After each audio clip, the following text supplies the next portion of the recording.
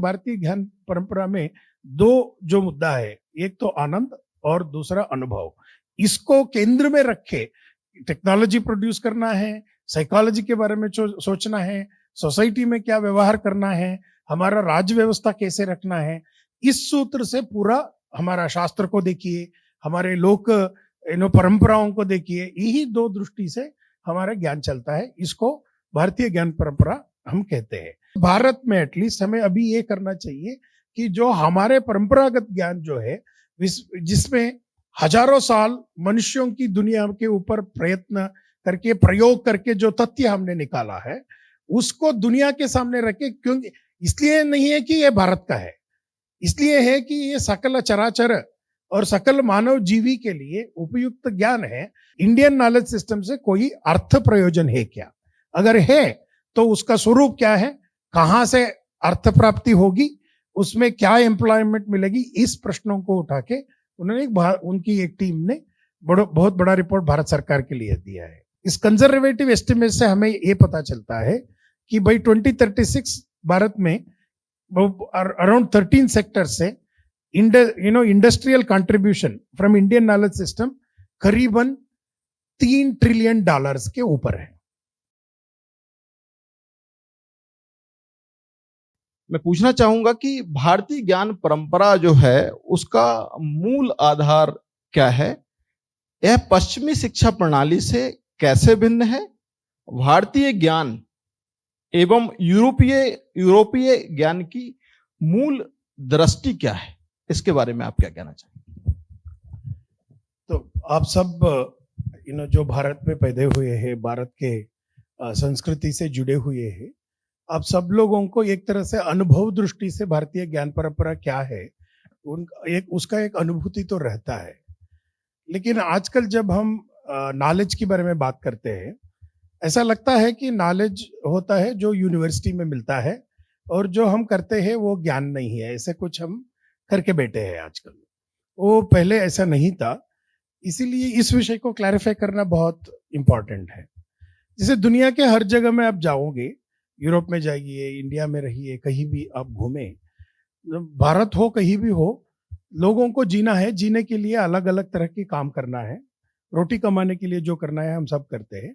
लेकिन सबसे महत्वपूर्ण भिन्नता इसमें होता है कि दुनिया में हम एक मनुष्य को कैसे देखते हैं और मनुष्य को कैसे आदमी हम बना देते हैं। उसके लिए मनुष्य एक ऐसा प्राणी है जिसको काफी सारे ट्रेनिंग दे के संस्कारित करके उनको तैयार किया जाता है। भारत में हर घर में मनुष्य का संस्कारित बनाने का एक तरीका होता है। उसको आजकल हम सीरियसली देखते नहीं है, लेकिन उस दृष्टि से हम देखें तो भारतीय ज्ञान परंपरा और पश्चिमी ज्ञान परंपराओं की एक व्यत्यास और एक भिन्नता हमारे सामने निकल के आती है। दुनिया के हर जगह में ज्ञान का एक अलग तरीका है, जीने के लिए ज्ञान चाहिए, इसलिए every culture will produce knowledge. But what is so different about Indian culture और भारतीय संस्कृति से निकलता हुआ ज्ञान का वो विशेषता क्या है? इसमें दो चीज हमें सामने रखता है। भारतीय ज्ञान परंपरा में एक चीज सबसे इंपॉर्टेंट है कि हर मनुष्य को आनंद, आत्यंतिक आनंद is at the heart of Indian culture. तो आनंद के बिना भारतीय संस्कृति के बारे में हम चर्चा नहीं कर सकते। इसीलिए हम जो काम करते हैं, वो हमारा विधि आचार हो, हमारा अनुष्ठान हो, या हमारा व्यक्तिगत संबंध हो, जिनके साथ क्या संबंध रखना है, कौन सी आयु में कैसे व्यवहार करना है, लोगों के साथ कैसे जुड़ना है, गांवों के साथ, पेड़ों के साथ, पत्थरों के साथ हमारा व्यवहार कैसे होना चाहिए, ये सब हमारा आनंद, दुनिया का आनंद रखने के लिए रखा गया है।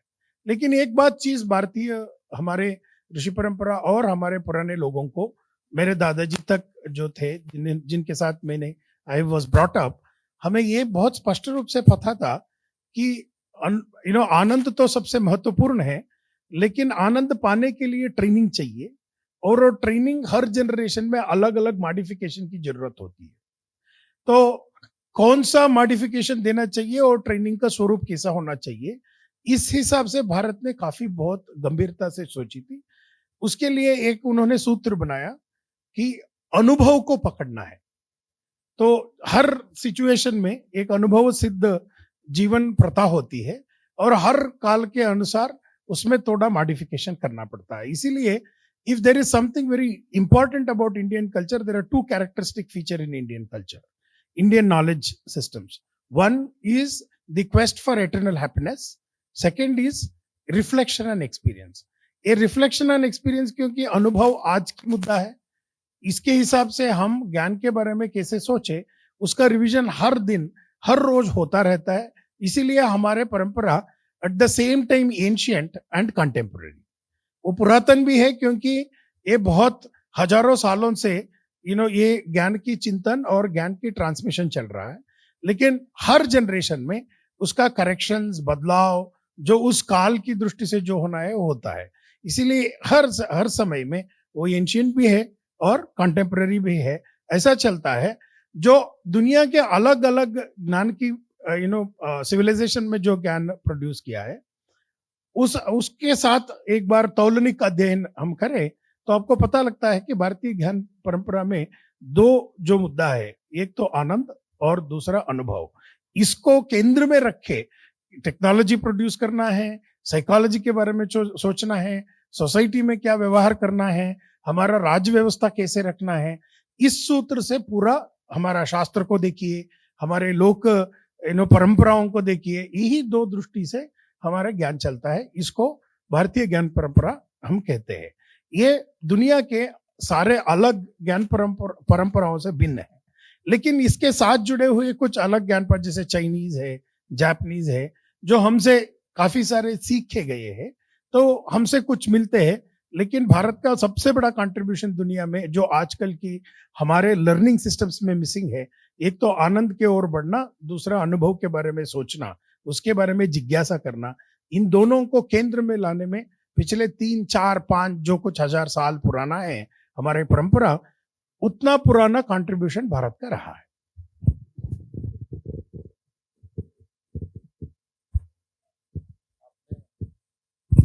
आपने काफी चीजें भारतीय ज्ञान परंपरा को लेकर हम लोगों को क्लियर की. अगला मेरा प्रश्न है, वास्तव में भारतीय ज्ञान परंपरा क्या है?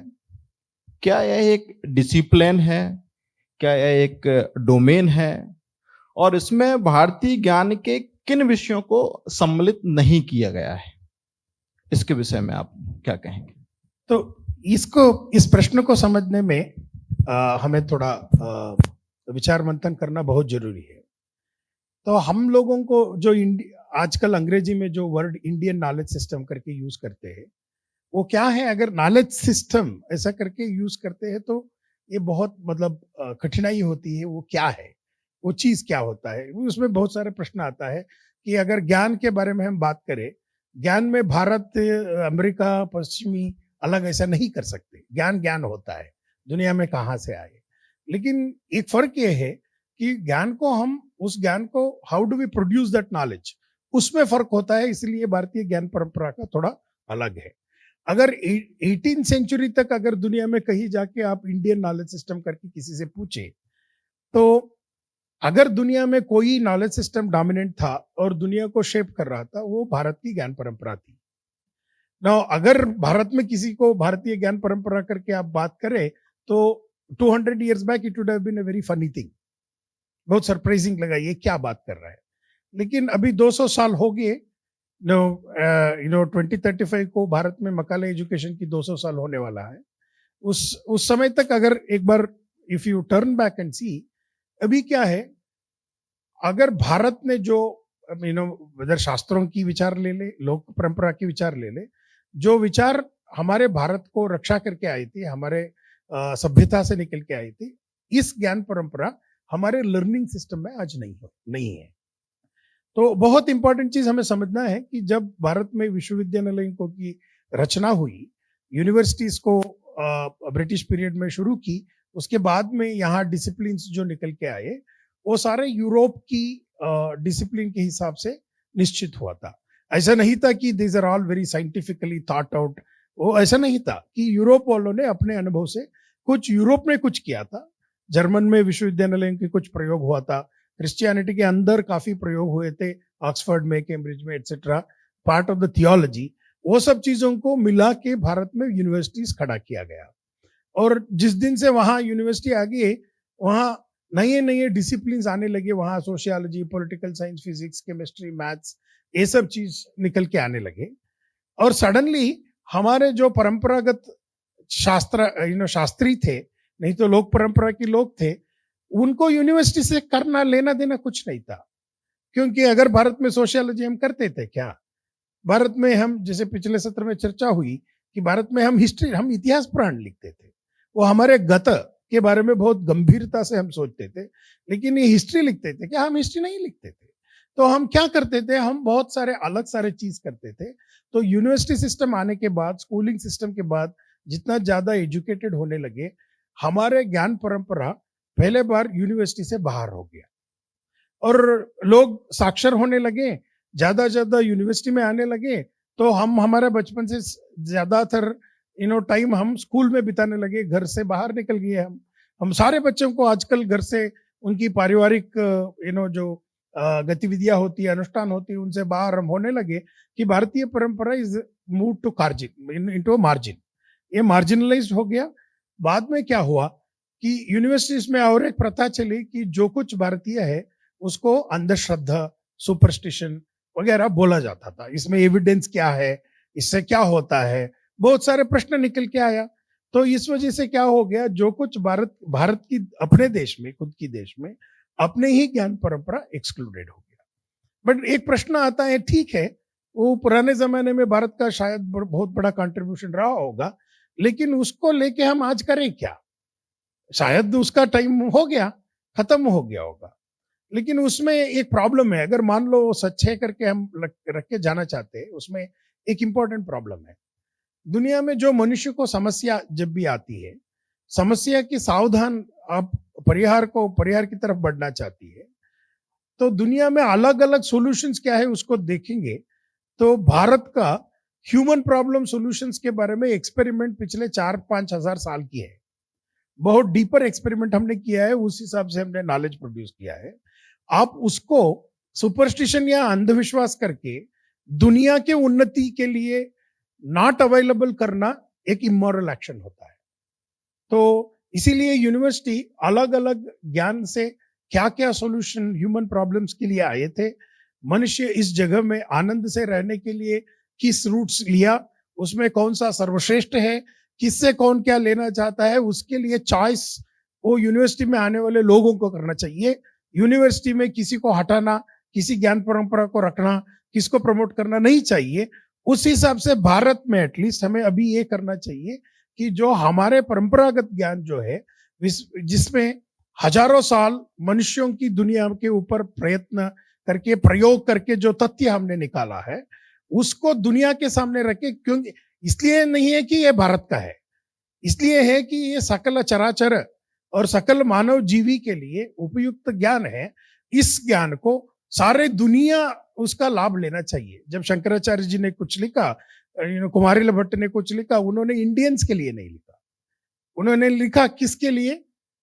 सकल चराचर, मनुष्य के लिए भी नहीं लिखा, पूरा दुनिया के लिए लिखा। उसमें प्रकृति, पत्थर, पानी से लेके सबके लिए अच्छा हो जाए, इसलिए उन्होंने ज्ञान के बारे में सोचा।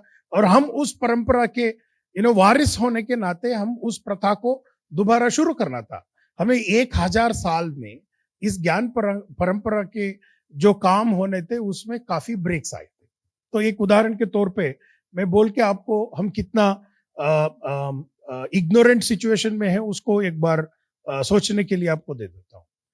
हमने एक बार, हम कुछ विद्यार्थियों के साथ बैठ के, कुछ काफी अदर लोगों ने भी काम किया है, तो 10th सेंचुरी से 15th सेंचुरी तक संस्कृत के 10 क्षेत्रों को हम लेके वहां 10th सेंचुरी से 15th सेंचुरी तक क्या क्या किताब निकल के आए, जैसे ज्योतिष्य है, पूर्व मीमांसा है, न्याय है, जैसे अलग अलग डोमेन्स में क्या किताब आई है, हमने सर्वे किया। तो उस 10 किताब से हमें मिला कि that 500 years was a dark age for knowledge production। बहुत सारे डिसिप्लिन्स बंद हो गए थे, बहुत सारे रिफ्लेक्शंस 500 साल भारत में बंद हो गए थे, परंपरा रुक गई थी। तो हमारे बहुत सारे लोगों ने उसको कस्टोडियन होकर रखने के लिए वहां बहुत बड़ा प्रयत्न कर रहे थे। ऐसा ब्रेक्स बहुत सारे बार भारत में आया है पिछले 1000 साल में। हम बहुत मुश्किल से हम उसको प्रिजर्व करके रखे हैं। अभी हमारा समय आया है उसको दोबारा शुरू करना। लेकिन उसमें एक मुद्दा है कि हम आजकल कैसे बात करते हैं, यूनिवर्सिटी में जाएंगे तो आप इंजीनियरिंग है क्या, आप नेचुरल साइंसेस है क्या, आप सोशियोलॉजी पॉलिटिकल साइंस है क्या, ऐसे पूछते हैं। लेकिन भारत की परंपराओं को अगर आप पूछेंगे कि हम ऐसे भारत ज्ञान को नहीं देखते थे। हम आई मीन लोग कुछ पढ़ते थे, न्याय लिखते, न्याय करते थे, मीमांसा, वेदांत, तर्क, विशेष अलग अलग थे। लोक परंपराओं में लोग अलग अलग चीजें करते थे, उनकी एक सीखने की तरीका होते थे, उनकी डूइंग मेथडोलॉजी होते थे उसकी करने के लिए, उनका अपना ही एक सूत्र स्वरूपी चिंतन होता था। लोक परंपरा भी हो, शास्त्र परंपरा भी हो, उसको आधुनिक जो परिभाषाओं में बात करना बहुत मुश्किल होता है। इसलिए हमें सबसे महत्वपूर्ण चैलेंज हमें ये है कि जब भी हम भारत की परंपराओं की में बात करते हैं, this is not the question of some X discipline और वाई डिसिप्लिन। तो हम आज भी हमारा दिमाग में ऐसा हो गया है कि न्याय एक डिसिप्लिन बना दिया हमने यूनिवर्सिटी में। डिपार्टमेंट ऑफ न्याय, डिपार्टमेंट ऑफ वेदांता, ये डिपार्टमेंट नहीं है, ये दर्शन है, ये दुनिया को देखने की एक तरीका है। तो हमारे स्वामीनारायण मंदिर के स्वामी जी भद्रेश दास जी एक उदाहरण के तौर पे उसको हमको समझाए। तो मॉडर्न यूनिवर्सिटी में जो है, modern university is collection of different different gardens, अलग अलग उपवनों की संयोजन करते हुए डिसिप्लिन की। और उपवन को जंगल मत बनाओ, जंगल को उपवन मत बनाओ। सो भारतीय ज्ञान परंपरा अगर आप एक बार देखेंगे, इसमें एक समग्र दृष्टि है दुनिया को अनुभव करने के लिए, दुनिया के बारे में सोचने के लिए। And this can not be synthesised into some kind of a discipline. This is an approach, क्योंकि जो पुस्तक में लिखा है और जो हमारे अनुभव में है, जो हम करती है, बोलनी और करनी, इन दोनों में एक अनोखी संबंध है और इसका स्वरूप एक समग्रता की दृष्टि से भरा हुआ है। और अब जब यूनिवर्सिटी में हम जाते हैं, यूनिवर्सिटी के डिसिप्लिन का फंक्शन बहुत अलग होता है, उसका गोल अलग होता है। सो हमारे सामने एक इंपॉर्टेंट तथ्य रख के जाना पड़ेगा कि भारतीय ज्ञान परंपरा के बारे में जब हम बात करते हैं यूनिवर्सिटी में, this is an approach to being. हम जैसे जीते हैं ना, उसका एक तरीका है। उसको अगर हम ना समझते हैं तो then we will also reduce this to some compartment. तो हम बोलते हैं अच्छा लॉ में कुछ चला है, उसको देख लिया, अच्छा कौटिल्य ने अर्थशास्त्र में एक श्लोक है, वो देखो, अच्छा वहां से आ गया है। ऐसा नहीं चलता है भारतीय परंपरा, उसका एक समग्र दृष्टिकोण होता है। तो इसीलिए इसको हम डोमेन या डिसिप्लिन न कहते हुए एक समग्र दृष्टि करके सोचने से हमें इसके बारे में चिंतन शायद बहुत ठीक तरह से निकलेगा। आपने बड़े आसानी से बताया कि भारतीय ज्ञान परंपरा एक समग्र दृष्टिकोण है, एक अप्रोच है, जो जीवन जीने की एक कला भी जिसको हम कह सकते हैं वो उसके अंदर है। अगला मेरा प्रश्न है, जैसे हम बात करते हैं भारतीय जीवन शैली की, इससे संबंधित ही प्रश्न है। भारतीय विवाह परंपरा की, लोक संस्कृति की बात करते हैं, हमारी सांस्कृतिक विविधताओं की बात करते हैं, आहार पद्धति की बात करते हैं, योग, अध्यात्म एवं ध्यान की बात करते हैं। तो इन विषयों को भारतीय ज्ञान परंपरा में हम कैसे देखते हैं? ये एक दूसरा, अगर जो विषय आपने हमारे फैमिलीज के बारे में बताया, योग के बारे में बताया, आध्यात्म परंपराओं के बारे में बताया, अगर एक सेंटेंस में मैं बोलना चाहता हूं कि ये सब को हम सेपरेट ही नहीं कर पाते, तो अलग अलग लेवल पे लोग उसके ऊपर एंगेज करते हैं, लेकिन ये सब समग्र दृष्टि से भारतीय ज्ञान परंपरा की एक सेंट्रल हार्ट ऑफ भारतीय ज्ञान परंपरा जो हम कहते हैं, ये सब मिला के होता है। इसीलिए मैंने पहले ही प्रस्तावित करते हुए वक्त बोला कि अगर अध्यात्म को हम निकाले, भारतीय ज्ञान परंपरा में कुछ बचता नहीं है। तो मैंने अध्यात्म शब्द यूज नहीं किया था, मैंने आनंद शब्द यूज नहीं किया। थोड़ा अगर गहराई में जाएंगे तो भारत में ज्ञान और आनंद के बीच में कोई फर्क नहीं है। अगर आप आनंद है आपके पास, आप ज्ञानी हो तो आप आनंद में हो। आनंद मतलब सुख दुख की बात नहीं है, ये आत्यंतिक आनंद की बात है। तो इसीलिए अगर आपको आनंद चाहिए तो ज्ञान चाहिए, अगर आप ज्ञानी बनेंगे तो आनंद बनेंगे। तो इस फंडामेंटल चीज को आप निकालोगे तो आप भारतीय ज्ञान परंपरा के बारे में बात नहीं कर सकते। लेकिन इसका इंप्लीकेशन बहुत सीरियसली होता है। इसका मतलब ये नहीं है कि हम सब हमारे घर वगैरह छोड़ के सन्यास बन जाते हैं। तो अध्यात्म बोल दिया तो आजकल की जनरेशन में एक इंप्रेशन है कि सन्यासी में आज कुंभ कुंभ के टाइम है, सब लगते हैं नागा बाबा बनने से अध्यात्म हो जाता है, और अध्यात्म हम लोगों के लिए नहीं है। आम आदमी तो अध्यात्म से बहुत दूर है। और अध्यात्म मतलब हम अच्छे कपड़े नहीं पहनना, हमारे घर में अच्छा लग्जरीज नहीं रखना, ऐसा काफी सारे भ्रम हमारे ऊपर थोपा गया है। तो अध्यात्म एक जीवन की दृष्टिकोण है। किसी को अगर लग्जरी से आनंद पाना है तो वो पकड़ के उस रास्ते पे जाते हैं, किसी को उससे कोई इंटरेस्ट नहीं है तो वो अपना रास्ता लगाते हैं। भारत की संप्रदाय हमें बोलते हैं कि अगर 1 billion people are there are 1 billion paths. जितना लोग हैं, जितना मानसिकता है, अलग अलग मानसिकता से, अलग अलग रास्ते से हम आनंद प्राप्ति कर सकते हैं। हमारा सेंट्रल गोल है, ज्ञान क्यों हम पाना चाहते हैं कि हर जीवी जो इस दुनिया में आए, he has to experience the happiness, eternal happiness उनको आना चाहिए। उस हैप्पीनेस कहां आना चाहिए, मेरा मरने के बाद मुझे मिलेगा नहीं मिलेगा भगवान जाने, ठीक है। तो अगर मुझे आनंद प्राप्ति होना चाहिए, आनंद प्राप्ति इस दुनिया में होना चाहिए। और जब मैं आनंद के लिए काम करता हूं, वो मेरे आनंद के लिए मैं काम करता हूं। लेकिन देखिए, मेरा आनंद तो उतना फ्री में नहीं आता है, तो आनंद के लिए काम करना पड़ता है। देखो, अगर कोई सोना चाहता है, मैं माइक पे बात कर रहा हूं, इस रूम में कोई बैठता है 5 मिनट के ज्यादा सो नहीं पाता है इस रूम में, क्योंकि मैं बात कर रहा हूं, माइक से लाउड नॉइज आ रहा है। तो अगर आपको आनंद चाहिए इस रूम में, आप इस रूम से बाहर जाके ही सोना पड़ता है, अगर आपको ठीक तरह से सोना है। तो हमारे आनंद के लिए हमें ही काम करना बहुत जरूरी होता है। और everybody who is interested, Indian culture में ऐसा हमें ट्रेनिंग दिया गया था, हम सब हमारे आनंद के लिए खुद काम करें। तो कुछ लोग भगवत सेवा के रूप में गए, कुछ लोग समाज सेवा के रूप में गए, कुछ लोग पैसा बना के उससे करने लगे। आज भी देखिए, जैन समाज वाले बहुत पैसा कमाते हैं, मारवाड़ी समुदाय वालों से बहुत मिलता हूं मैं, बहुत पैसा कमाते हैं, लेकिन उनकी घर में उतना लग्जरीज नहीं रहते हैं। एक छोटा सा घर में रहते हैं, बहुत पैसा कमाते हैं, लेकिन उस पैसे से क्या करते हैं, जो लोग बाहर जाते हैं उनके लिए पानी दिलवा देते हैं, या धर्मशाला बना देते हैं, खाने की इंतजाम करते हैं, बच्चों की फीस के लिए देता है। तो अलग अलग रास्ते से अलग अलग जाते हैं। लेकिन इसमें सबसे इंपॉर्टेंट अवधारणा क्या है कि हम सब लोग अपने आनंद के लिए खुद काम करें, और हमारे आनंद से दूसरों को डिस्टर्ब ना हो जाए। और तीसरा, हम सब मिला के काम करने के लिए everybody has to work for happiness, so it is our collective responsibility. आजकल की दुनिया में क्या होता है, मेरा हैप्पीनेस सरकार की रेस्पॉन्सिबिलिटी बन गई है। हमारा यूनिवर्सिटी में जब हम पब्लिक सिस्टम्स की बात करते हैं, व्यवस्थाओं की बात करते हैं, व्यवस्था परिवर्तन की बात करते हैं, हम एक चीज भारत की आधुनिक जो सरकार होते हैं, उससे हमारा ज्यादा बनती नहीं है। हम बहुत डिस्टर्ब्ड होते हैं ये शासन से, इसलिए कि शासन बोलती है कि आपके सारे जिम्मेदारी मेरे ऊपर छोड़ दो, मैं आपकी देखभाल करूंगा।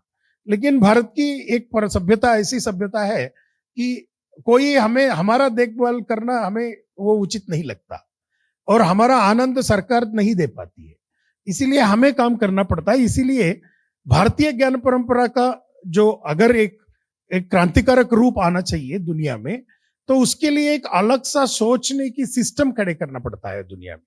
तो अगर जब भारतीय ज्ञान परंपरा प्रतिष्ठापित होता है, तो उस समय सरकार का रोल क्या होगा, समाज का रोल क्या होगा, उसके ऊपर पुनर्विमर्श भी होगा। नहीं तो क्या होगा, यूनिवर्सिटी में इंडियन नॉलेज सिस्टम एक सब्जेक्ट जैसा हो जाएगा, ये वैल्यू एजुकेशन हो जाएगा। भारतीय ज्ञान परंपरा बस वैल्यू एजुकेशन की बात नहीं है, ये मनुष्य के जीवन की आनंद की प्रश्न है, अनुभव की प्रश्न है। तो आपने बताया कि जो हमारी भारतीय ज्ञान परंपरा है वो एक सभी के लिए समग्र रूप से कार्य करके आनंद किस तरीके से लिया जा सकता है, वह पद्धति उसके अंदर दी हुई है।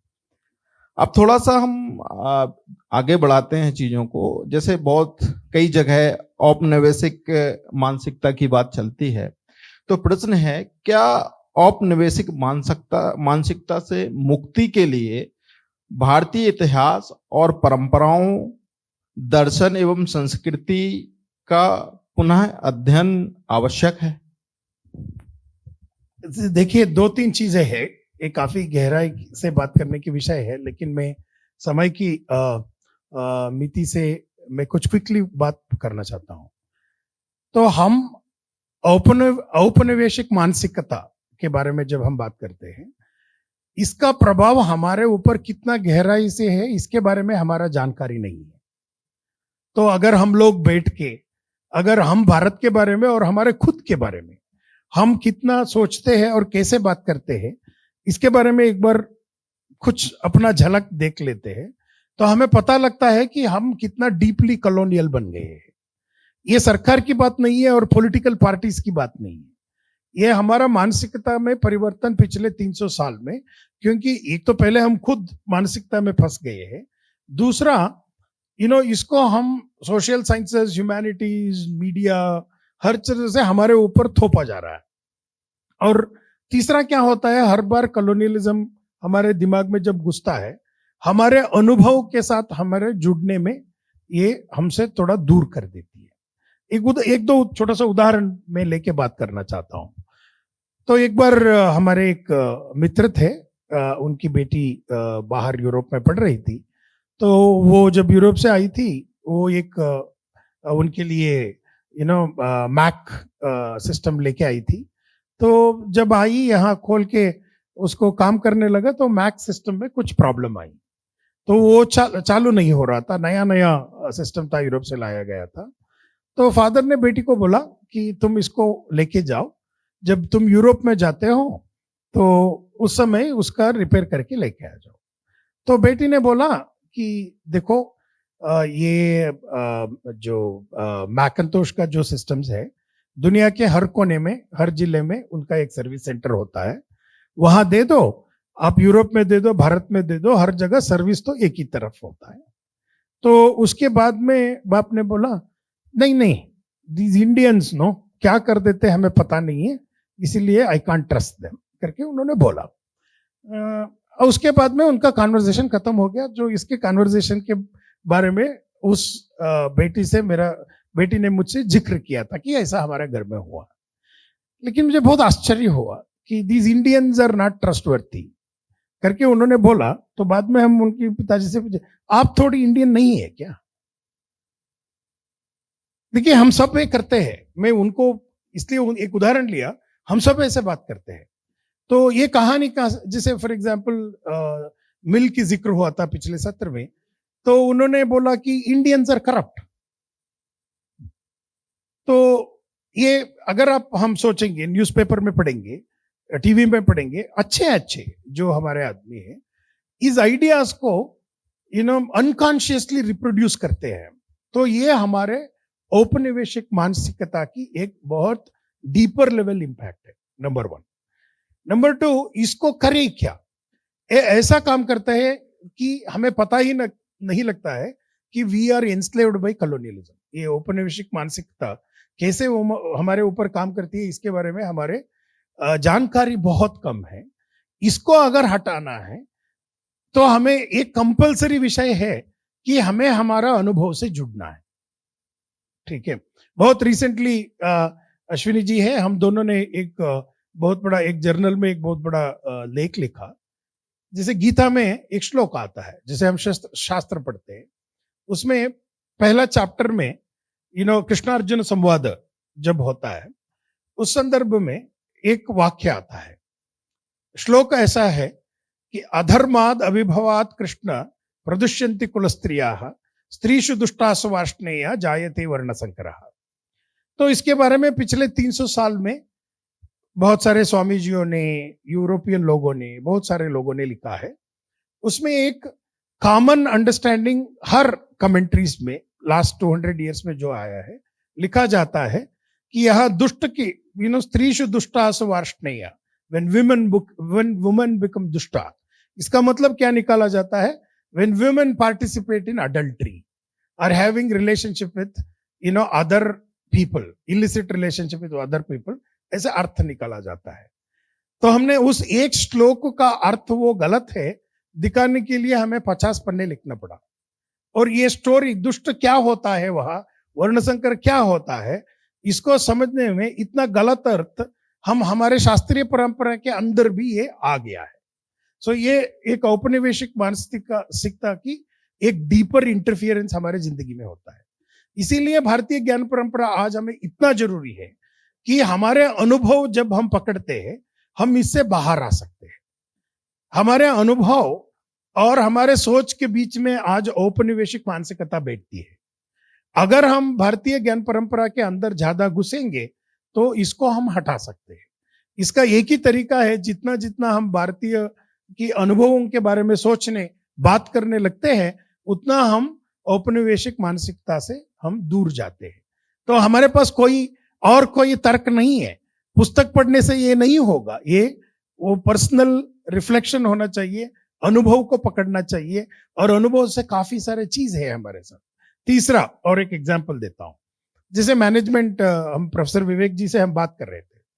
इतना सारे लोग मैनेजमेंट में जुड़े हुए हैं, कंपनी चलाते हैं, सब बहुत लोग कंपनी चलाते हैं, उसमें एचआर है, ओडी है, फाइनेंस है, अलग अलग चीजें हम चलाते हैं भारत में। अगर आप किसी कंपनी चलाने वालों से जाके पूछिए, वो हर साल अपने कंपनी के बारे में एक रिपोर्ट लिखते हैं which is in accordance with law. उसमें वो बोलते हैं हम ये प्रोसेस एस्टैब्लिश किया, वो किया, ठिकाना फलाना बहुत लिखते हैं उसमें। लेकिन अपने कंपनी कैसे चलाते हैं वो एक बार उनसे पूछ लीजिए। जो वो लिखते हैं कि जो बात करते हैं जैसे हमारा कंपनी चल रहा है, और वो कंपनी के अंदर क्या करते हैं, ऑर्गेनाइजेशन डेवलपमेंट, उनकी ह्यूमन रिसोर्स मैनेजमेंट जैसे चलाते हैं, उससे कोई संबंध नहीं है। हम चलाते हैं अपने तरीके से, बोलते हैं उस तरीके से। सो हमारा करनी हमारा तरीके से है, बोलनी दूसरों की तरीके से है। तो हमें ये बदलना चाहिए। जब जिस तरीके से हमारा कंपनी चलाना आता है, उसी तरीके से हमारा कानून होना चाहिए, उसी तरीके से हमारा प्रोसेसेस होना चाहिए। वो सबको पता है, it is a open secret. कोई अगर कंपनी चलाते हो, आपके पास बोर्ड ऑफ डायरेक्टर्स है, I have not heard a single company आज तक जो बोर्ड ऑफ डायरेक्टर्स को डेमोक्रेटिकली उनकी सारे राय मान के कंपनी चलाते हैं। नहीं चलता है ऐसे। तो हम हम कर रहे हैं क्या है, जो हमें सबको पता है कि जो हमने जो रखा है सिस्टम्स, उस सिस्टम से हम चला नहीं सकते। जो हम चलाना जानते हैं, उस हिसाब से हमारा सिस्टम्स नहीं है। अगर इन दोनों को साथ में करना है, यही अनुभव जिज्ञासा है, अनुभव के बारे में सोचना है, इन दोनों का करना है। इसके लिए इंडियन नॉलेज सिस्टम्स को हमारे स्कूल में, विश्वविद्यालयों में लाना सबसे जरूरी बात है। नहीं तो we will live as double standard hypocrites. हम वो नहीं है। अभी तक तो हमारा प्रशासन फेवरेबल नहीं था, हमारा सोच फेवरेबल नहीं था, इंटेलेक्चुअली नहीं थे, लेकिन अब तो हम कर सकते हैं। उसके लिए काफी हमें आगे बढ़ना चाहिए। इसीलिए भारतीय ज्ञान परंपरा को विश्वविद्यालय के अंदर लाना और उसके बारे में डीपली सोचना सबसे जरूरी बात है। बहुत सुंदर आपने बताया कि भारतीय ज्ञान का अध्ययन के साथ आत्मसात करना आवश्यक है और हमारी कथनी और करनी में अंतर नहीं होना चाहिए। आपने बोला कि इसको यूनिवर्सिटीज में पढ़ाना आवश्यक है, तो क्या जो आईआईटीज, आईआईएम जैसे संस्थान है, उनके विषयों में हम लेकर यदि आते हैं तो क्या वो प्रासंगिक रहेगा? तो ये प्रश्न आजकल बहुत बाहर से पूछा जाता है। तो ये बोला जाता है कि भारतीय ज्ञान परंपरा की चिंतन जो है एक एंशिएंट टाइम की थी, 200-300 साल पहले शायद ये रिलेवेंट थी, आज उसका कोई उपयोग नहीं है। लेकिन ऑन द कॉन्ट्ररी हमारे सामने बहुत सारे प्रश्न हैं आज। जैसे फॉर एग्जांपल देखिए, ये एस्टिमेट किया गया है कि भारत में आजकल टेक्नोलॉजी के डेवलपमेंट के हिसाब से और मोबिलिटी ज्यादा होने के हिसाब से और एम्प्लॉयमेंट अपॉर्चुनिटी के हिसाब से ट्रांसलेशन करना एक बड़ा उद्यम बन गया है। वो बोला जाता है 2030 तक भारत में ट्रांसलेशन का एक 5 बिलियन इंडस्ट्री बनने वाला है। हम बेंगलुरु में, दिल्ली में ट्रांसलेशन एडिटिंग के लिए कंपनीज लोगों ने क्रिएट करके बिजनेस चलाते हैं। मेरे काफी सारे मित्र सारे काम छोड़ के ट्रांसलेशन में लगे हुए हैं।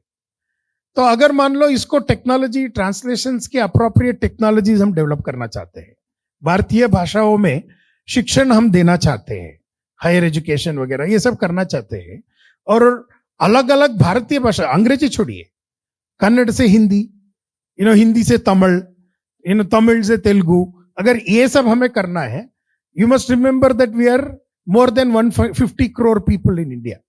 हमारा अलग अलग भाषा है, ऑफिशियल 22 लैंग्वेजेस है. इसका मैं छोटा सा उदाहरण से बात कर रहा हूं. इसके लिए टेक्नोलॉजीज चाहिए. इसके लिए हमारा जैसे एआई रेवोल्यूशन के बाद उसका चैट जीपीटी आ गया, जेमिनी आ गया. उसको अगर भारत के बारे में मिस इन्फॉर्मेशन नहीं देना है, भारत के बारे में ठीक ठाक हमारा प्रेजेंटेशन करना है कि हमारे जो साहित्य राशि जो है उसको हमें वेब में लाना है, डिजिटाइजेशन लाना है. हमारे हजारों लाखों मैन्युस्क्रिप्ट जो है वो सब डिजिटल वर्जन में रहना चाहिए. संस्कृत की साहित्य भंडार को डिजिटल वर्जन में रखना चाहिए. अगर ये सब करना है, कितना मैन पावर चाहिए हमारे पास? आज हमारे पास ये सब करने के लिए मैन पावर नहीं है, टेक्नोलॉजी नहीं है. इसीलिए सबसे अगर मैं बोलूंगा कि अगर पहले भारतीय ज्ञान परंपरा कहाँ जाना है आप पूछेंगे तो ये आईआईटी आईआईएम से जाना है. जैसे मैंने आईआईएम में प्रॉब्लम बोला, तो आईआईएम में मेरे दोस्त प्रोफेसर महादेवन जी रहते हैं बेंगलुरु में, अभी रिटायर हुए हैं वहां से. तो उनके सामने ये प्रश्न आया था कि साउथ इंडिया में काफी सारे बड़े बड़े फैमिली रन इंडस्ट्रीज है. नए जनरेशन में उनका एक प्रॉब्लम निकल के आ रहा है जो पहले नहीं था. प्रॉब्लम क्या है कि फैमिली की जो एक यजमान जो होते हैं उसके बाद में who will take over the business, आगे चलाने वाले कौन है. ये सक्सेशन प्लान के लिए एक फार्मूला, तो उनका जो मॉडर्न मैनेजमेंट की फार्मूला से ये चलता नहीं है. इसके लिए नॉवेल प्रोजेक्ट्स चाहिए. उसमें फैमिली बिजनेस में आपको कोई अंदाजा है कितना बिलियन डॉलर का इंडस्ट्री से साउथ इंडिया में फैमिली रन? आप थोड़ा पता लगाइए, आपको पता लगेगा, आप हैरान हो जाओगे. पूरा अलग अलग तरह की इंडस्ट्रीज चलती है वहां. तो उसके लिए सक्सेशन प्लान के लिए आपको काउंसलिंग करना है, उनकी बच्चों के साथ बात करना है, फैमिली को कन्विंस करना है, नेगोशिएशन करना है. इसके लिए हमारा सोल्यूशन चाहिए. वो कहाँ से आएगा? क्योंकि ये फैमिली मैटर है. तो यहाँ कहाँ से आएगा? भारतीय ज्ञान परंपरा से सोल्यूशन आना चाहिए कि आईआईएम के लोगों में वो क्षमता नहीं है. इसीलिए ये सब पहले जाना चाहिए ऐसे बड़ी बड़ी संस्थाओं में. बहुत अच्छा. अगला बात हम सस्टेनेबल डेवलपमेंट गोल्स की करते हैं कि विश्व में के कई देशों में, कई कोनों में सस्टेनेबल डेवलपमेंट गोल्स को अपनाया जा रहा है. भारत के भी कई हिस्सों में इसको अपनाने का प्रयास चल रहा है. तो क्या ये जो सस्टेनेबल डेवलपमेंट गोल्स हैं भारतीय संस्कृति के अनुरूप हैं? भारतीय ज्ञान परंपरा में उसकी क्या भूमिका है? और दूसरा एक और चीज इसमें कि जो हमारा जनजातीय समाज था, ट्राइबल्स थे, वो पहले से ही कई इस तरीके की सस्टेनेबल गतिविधियों पर काम कर रहे थे. तो उसको हम भारतीय ज्ञान परंपरा से कैसे जोड़ सकते हैं? देखिए, सस्टेनेबल डेवलपमेंट गोल्स के बारे में आजकल ऐसा हो गया है, उसके खिलाफ कोई बात किया तो उसको अछूत माना जाएगा. तो भारत सरकार का भी दिशा ऐसा हो गया है कि हर ग्राम पंचायत के लेवल पे सस्टेनेबल डेवलपमेंट गोल्स को इंप्लीमेंट की जाए. लेकिन हम ये समझ नहीं पा रहे हैं कि उसमें हमारे ऊपर क्या परिणाम होने वाला है. देखिए, एक चीज देखिए, for example we wanted to find, दुनिया में सबसे सस्टेनेबल डेवलपमेंट गोल में एक चीज का जिक्र होता है कि बहुत लोगों को हाउसिंग की मुद्दा है.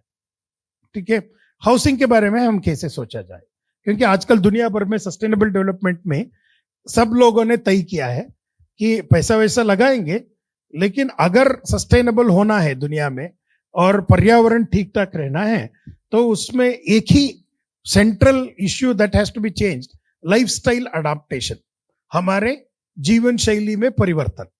अगर ये नहीं लाएंगे तो सस्टेनेबल डेवलपमेंट नहीं होता है कि दुनिया भर में अब आजकल वो बड़ा चीज बन गया है. इसके लिए वो लाइफस्टाइल अडॉप्टेशन कैसा होना चाहिए उसको सेल्समैन भी बहुत बन गए अभी, वो नया लाइफस्टाइल क्या होगा. लेकिन भारत में हम कैसे सोचते थे, उसका एक उदाहरण के तौर पे मैं आपको एक्सपीरियंस दिखाता हूं. अमेरिका में न्यूक्लियर फैमिलीज जब बढ़ने लगी तो हाउसिंग का डिमांड बहुत बढ़ने लगा. हाउसिंग के ऊपर अमेरिका की बैंकिंग की बहुत इन्वेस्टमेंट होने लगा. उसका परिणाम क्या हुआ? 2008 में अमेरिका की बैंकिंग क्षेत्र कोलैप्स हो गया. लेमन बैंक पहले कोलैप्स हो गया. 2008 में सबप्राइम मॉर्टगेज की वजह से recession, America was taken over by recession. तो हम भी भारत में हम पीछे लग गए कि सबको हाउसिंग दिलवाए, वो करे ये करे. तो मैं मेरा अपना जिंदगी का एक छोटा सा अनुभव आपके सामने रखे, थोड़ा आप लोगों को भी सोचना चाहिए. जब हम छोटे थे तो हमारे स्कूल में पढ़ाया जाता था कि हमारे कुटुंब जॉइंट फैमिली है. तो हम तो कभी जॉइंट वाइंट नहीं सोचा था, हमारा एक ही फैमिली था। तो उसमें हमारा अंकल थे, मेरे भाई की छोटे भाई थे, उनकी 4-5 सिस्टर्स थे, उनके बच्चे, हम सब एक घर में रहते थे। ये बड़ा परिवार था हमारे घर में। अगर खाना बना है, बहुत कम लोग हैं तो 25 लोगों की खाना बनती थी, नॉर्मल खाना बनना है तो 40 लोगों की खाना बनती थी। तो गांव में ऐसा रखते थे और सब लोग एक ही घर में रहते थे। तो अभी मैं ये बात कर रहा हूं 1992-93, जब मैं हाई स्कूल में था। अभी हम सब लोग गांव छोड़ गए, तो हम एटलीस्ट हम मेरा फैमिली वहां रहती है। एक घर में, एक ही घर में हम सब रहते थे। हम सब लोगों की कुल मिला के सब लोग अलग अलग घर बनाए हम अभी बाहर। हमारे कुल मिला के फैमिलियों की घर मिला के 100 नया घर बन गया है। ठीक है, मतलब एक छोटा सा फैमिली जनरेशंस के ऊपर जो एक घर में था, 30 साल में हम आधुनिक लाइफस्टाइल से, प्रोग्रेसिव लाइफस्टाइल से भारत के ऊपर 100 नए घर थोपे हैं। जितना सीमेंट, जितना ईंट, जितना पत्थर, जितना पानी, जितना मैन पावर। तो अब हम सोचते हैं, हमारे फैमिली में बातचीत इसके बारे में बहुत सीरियसली हो रहा है।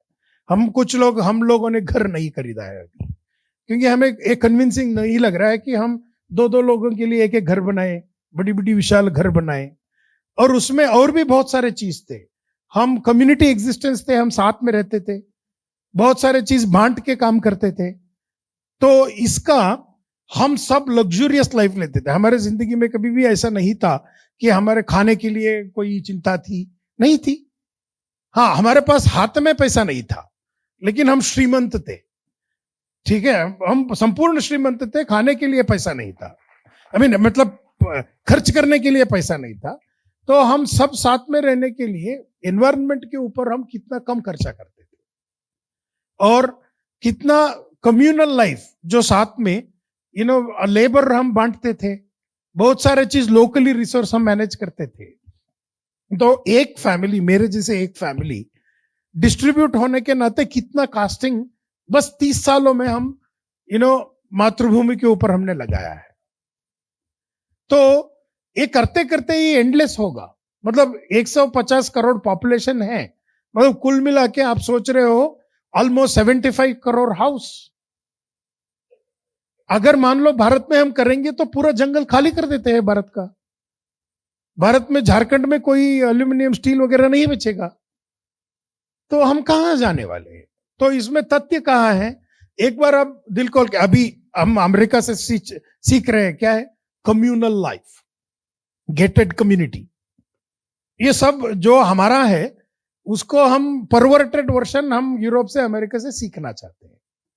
लेकिन अगर एक बार हम सोचे कि मैं इसको ये नहीं बोल रहा हूं कि रोमांटिसाइज नहीं कर रहा हूं, ये जो था मेरे पर्सनल लाइफ में जो अनुभव था, उसको एक बार अगर सोचेंगे तो सस्टेनेबिलिटी यहां आता है।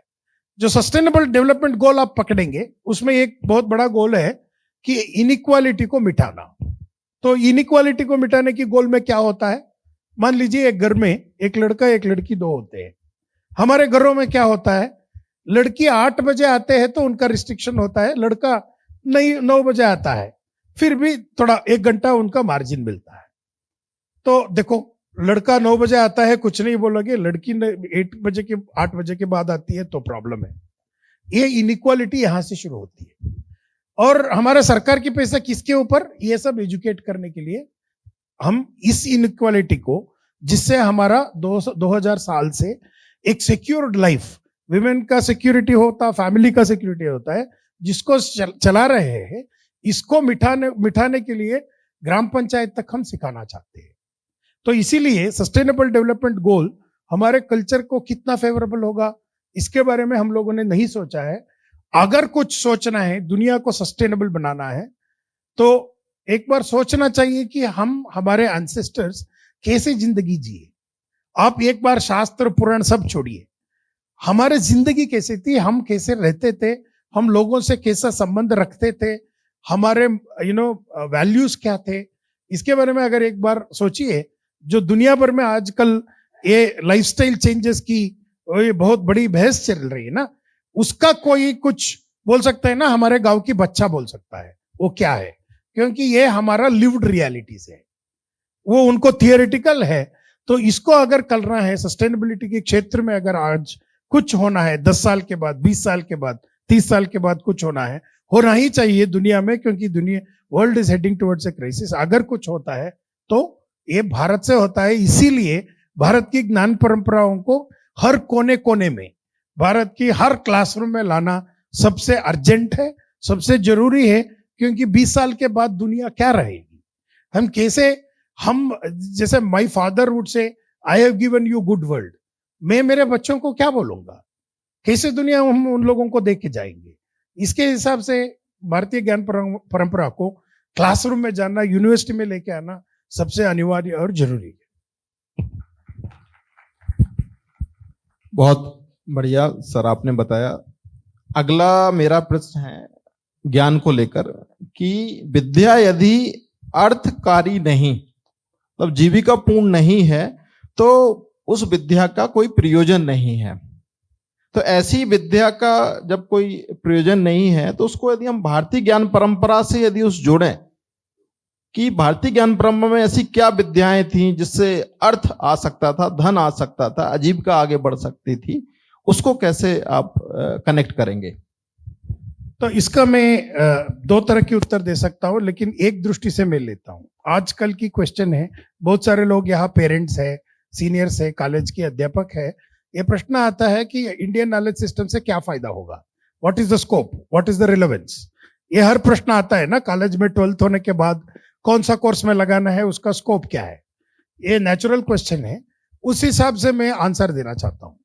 तो हमारे मित्र है IIT हैदराबाद में मोहन राघवन करके, उन्होंने भारत सरकार के लिए इस मुद्दे को उठा के एक एस्टिमेशन किया है, एक बड़ा रिपोर्ट कर दिया है, ये पढ़ने लायक है, आप सब पढ़िए।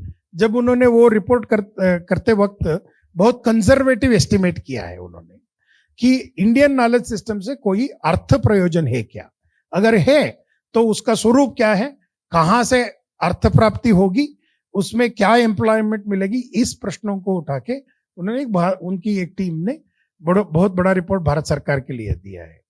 उनका एस्टिमेट है, इसको जो मैं बोल रहा हूं ये कंजर्वेटिव एस्टिमेट है, उन्होंने पूरा उसका एक्सप्लोरेशन नहीं किया है। इस कंजर्वेटिव एस्टिमेट से हमें ये पता चलता है कि भाई 2036 भारत में अराउंड 13 सेक्टर से industrial contribution from Indian knowledge system करीबन $3 ट्रिलियन के ऊपर है, $3 ट्रिलियन है। हम अभी क्या चर्चा कर रहे हैं, भारत को $5 ट्रिलियन इकोनॉमी बनाए से भारतीय ज्ञान परंपरा के रिलेटेड इंडस्ट्रीज जो है उस तौर से उसके ऊपर बहुत डिटेल है, टेक्सटाइलिंग में, अपैरल्स में, फूड इंडस्ट्रीज में, और कंटेंट क्रिएशन में, ट्रांसलेशन इंडस्ट्री है, पब्लिकेशन इंडस्ट्री है, अलग अलग इंडस्ट्रियों से हमारे पास कितना पैसा आने वाला है, कितना लोगों को एम्प्लॉयमेंट किया है, उसका एक चित्रण उन्होंने दिया है।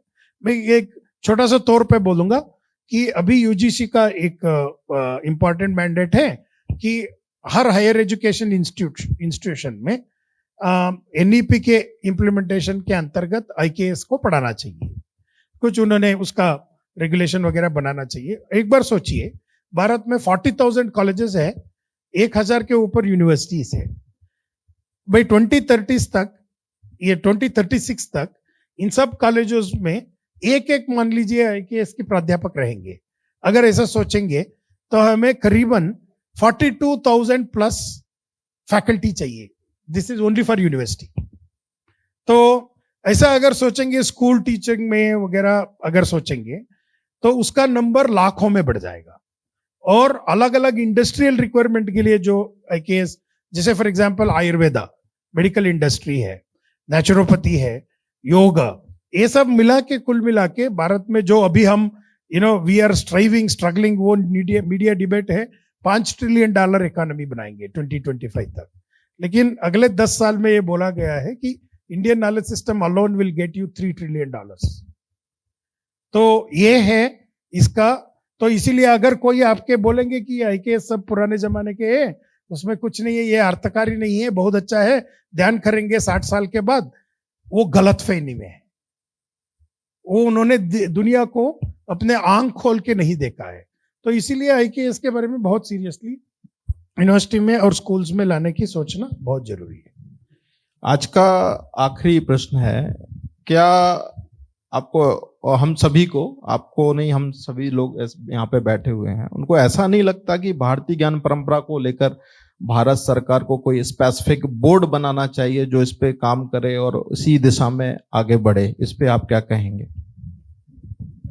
देखिए, इन सब चीजों में, बहुत सारे चीजों में जहां तक पब्लिक ओपिनियन नहीं बनती, सरकारें नहीं सुनती। सरकार आपकी दोस्त लोग चलाए या आपकी एनिमीज चलाए, कोई भी हो, तो इसीलिए पब्लिक ओपिनियन खड़े करना सबसे जरूरी है। मुद्दा क्या है? देखिए, जब भी भारतीय परंपरा, हमारे बहुत सारे गुरुकुल है, अभी ढेर सारे गुरुकुल बन रहे हैं भारत में।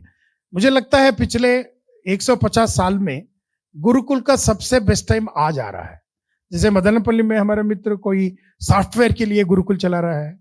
मैं खुद इतना सारे गुरुकुल में जाके आता हूं कि वेद गुरुकुल से लेके सॉफ्टवेयर गुरुकुल तक अलग अलग गुरुकुल वगैरह होता है। जब भी ऐसे गुरुकुल हमारे शिक्षा पद्धति से लोग सक्सेसफुल बन गए हैं, उनके लिए जॉब मिलते हैं, they are more successful than anybody else. अगर ऐसा होता है, उनका प्रॉब्लम क्या है कि उनके लिए एसएसएलसी डिग्री कहां से दिलवाना, 12th कहां दिलवाना, उसके लिए कुछ शॉर्टकट्स वगैरह बना के कुछ चलाते हैं। मुझे लगता है कि भारतीय परंपरागत जो हमारे शिक्षण है, उसका पुनरुत्थान के लिए, इंडियन नॉलेज सिस्टम के लिए, जैसे सीबीएसई बोर्ड है, आपकी स्टेट एजुकेशन बोर्ड है, ऐसा हमारा इंडियन नॉलेज सिस्टम के लिए एक अलग सा बोर्ड की जरूरत है। तो अगर ऐसा कुछ हम व्यवस्था की, तो इस बोर्ड से सर्टिफिकेट लेके वो आईआईटी भी जा सकते हैं। अपने गांव जाना चाहते हैं तो गांव जाएंगे, आईआईटी जाना चाहते हैं तो आईआईटी जाएंगे, यूनिवर्सिटी में प्रोफेसर बनना चाहते हैं तो कर सकते हैं। नहीं तो ये हमारा सरकार से ये बहुत ऑब्स्टेकल है, इसको हम पार करना चाहिए। तो अगर हम आज से बात करने शुरू करते हैं, आने वाले अगले 3-4 साल में इसको एक पब्लिक ओपिनियन जैसे हम बनाएंगे, तो हमारे परंपरागत शिक्षण से लोग काफी बदलाव ला सकते हैं। उसके टाइम भी आ रहे हैं, इसीलिए हमारे अपने सेपरेट बोर्ड के लिए सोचना भी जरूरी है, ऐसा मेरा मानना है। धन्यवाद। अब हमारे श्रोताओं से समय का थोड़ा सी मर्यादा है, फिर भी हम हमारे जो श्रोता हैं उनसे 2 प्रश्न लेंगे। तो आप में से किसी के कोई प्रश्न है तो आप पूछ सकते हैं।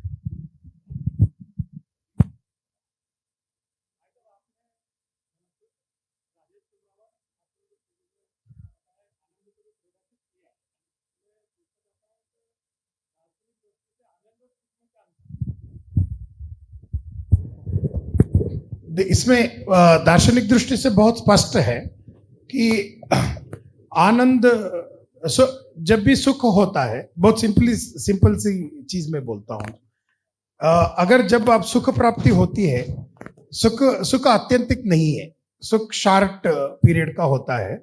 इट इज फॉलोड बाय दुख। सुख, इफ देर इज सुख देर इज दुख। इसीलिए सांख्य में बोला जाता है, सांख्य का एक प्रपोजल है, सांख्य कारिका में ईश्वर कृष्ण जी बोलते हैं कि मैं इस शास्त्र रचना इसलिए कर रहा हूं कि सारे लोगों की आत्यंतिक दुख निवृत्ति में करना चाहता हूं। लोगों को 3 तरह की अलग अलग रीजन से दुख आता है, तापत्रय बोलते हैं उसको। तो उसको निवृत्ति कैसे करें? उस समय बोलते हैं, अगर आपको रोग आता है, रोग के लिए कषाय वगैरह हम लेते हैं, तो कषाय लेने से रोग जाता है, लेकिन दोबारा रोग आता है। तो सुख ऐसा स्थिति है कि जब दुख नहीं आता है, जो स्थिति में आप रहते हो वो सुख होता है उस समय। उससे भी ज्यादा है कंडीशन, उसके लिए काफी जिज्ञासा भी की गई है शास्त्रों में। वो सिंपल है। आनंद ऐसा होता है जो एक बार आप उसको पकड़ लेते हो, तो दुनिया में जो कुछ भी हो जाए, आपकी शरीर में जो कुछ भी हो जाए, आपके आनंद से आप बाहर नहीं जाओगे। इसीलिए उसको अमरत्व बोलते हैं, आनंद को परा बोलते हैं। इसीलिए जब हमारे गीता वगैरह आप पढ़ते हो, उसमें एक एम्फोसिस बोला जाता है कि पर को देखो, परम दृष्टवा। तो उसको देख सकते हैं, उसको पा सकते हैं, अनुभव वो आपके साथ रहेगा। और आनंद, ज्ञान, पर, ये सब हमारे परंपरा में डिस्टिंग्विशेबल नहीं है, सब एक ही है। तो इसको रखिए। तो ये इसके बारे में हम दिन भर बहुत शास्त्रों को रख के चर्चा कर सकते हैं, ये बहुत क्विकर समरी है। भाई साहब राम राम। मेरा सवाल आध्यात्म से है। आध्यात्म में मन और बुद्धि का क्या रोल है? तो इसका मेरा क्विकर रिस्पॉन्स ये है कि दो तीन चीजें हैं, मनस बुद्धि अहंकार चित्त, देयर आर 4 डिपार्टमेंट्स। वो हमारे आनंद के लिए सबसे क्रूशियल होते हैं। इन चारों चीजों के अलग अलग रोल होते हैं। तो मन और बुद्धि का सबसे बड़ा रोल, अगर आप गीता पकड़ेंगे तो आपको इसके बारे में बहुत स्पष्ट उत्तर मिल जाएगा। तो इन दोनों की स्पष्ट रूपा क्या है? These are keys to knowledge, मन और बुद्धि। ठीक है, तो अगर इसको ये थोड़ा उल्टा हो गया तो आप आनंद से दूर है। इसको आप ठीक ठाक पकड़ेंगे तो वो ज्ञान के रूप में आप ज्ञान के रास्ते में वो ताला खोल सकते हैं। तो ऐसा शास्त्रों में बोला जाता है। लेकिन मनुष्य बुद्धि अहंकार चित्त चारों मिला के हमें ज्ञान प्राप्ति करने में सबसे इंपॉर्टेंट रोल होता है। उसका रोल का स्वरूप क्या होता है, अगर आपको सोचना है तो थोड़ा निर्वाण षटक पकड़ लीजिए, उसके ऊपर थोड़ा पीछे लगने से आपका इसका रोल क्या होता है स्पष्ट हो जाता है। तो ये क्विक आंसर है, it is not a justifiable answer, लेकिन मैंने आंसर तो दिया है। आज ज्यादा प्रश्न अब हम लोग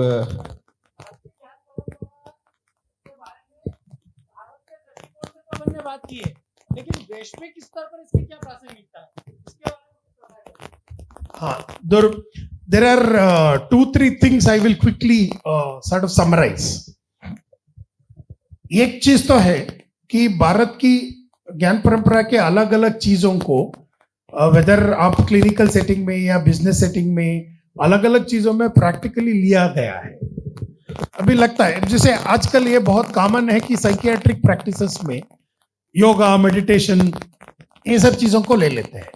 या बिजनेस प्रैक्टिसेस में आप ले लीजिए, जैसे संवाद की मुद्दा आता है, दुनिया में संवाद मल्टीनेशनल कॉर्पोरेशन में कैसे करना है। उस समय संवाद की स्वरूप यहाँ से काफी सारे चीज प्रैक्टिकली देख के लेना, ऐसे बहुत सारे क्षेत्र में ले रहे हैं, लेकिन उसके बारे में ज्यादा चर्चा नहीं होता है। जो जानते हैं वो लेते हैं, ये तो पहला बात है।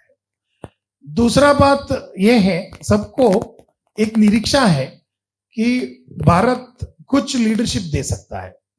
निरीक्षा ऐसे लेवल का है वैश्विक दृष्टि में, जैसे मेरे पश्चिम के मित्र लोग जो बात करते हैं, मेरे कोलैबोरेटर्स है, वो आजकल ये बोल रहा है कि देखो 20th century was the century of the West. तो ये सेंचुरी ऑफ द वेस्ट में उन्होंने 2 चीज दुनिया के सामने रखा, एक तो डेमोक्रेसी और एक ह्यूमन राइट्स। अगर मान लो चाइना और भारत दुनिया को लीड करने लगे तो आप क्या रखने वाले हो? ये हमें पता है, डेमोक्रेसी कितना दूर तक हमें लेके आया, ह्यूमन राइट से क्या हो गया हमें पता है। तो नया अगर वर्ल्ड ऑर्डर निकल के आता है अगले 10-15 साल में, तो उसमें भारत का क्या होगा करके प्रश्न तो पूछ रहे हैं। लेकिन सबसे इतना क्या हो डिस्टर्बिंग चीज ये है कि इसके लिए हमारे पास उत्तर नहीं है। तो इसीलिए मैं हर जगह में जाके जब भी मौका मिलता है भारतीय ज्ञान परंपरा के ऊपर इसलिए बात कर रहा हूं कि जब भी हमें इस प्रश्न को सामना करना पड़ता है उस समय हमारे पास कुछ तो उत्तर रहना चाहिए। ये आज की हमें बहुत ऑनेस्टली बोलना चाहिए कि आज के दिन में हमारे पास उत्तर नहीं है। तो उतना तो मैं बोल सकता हूं।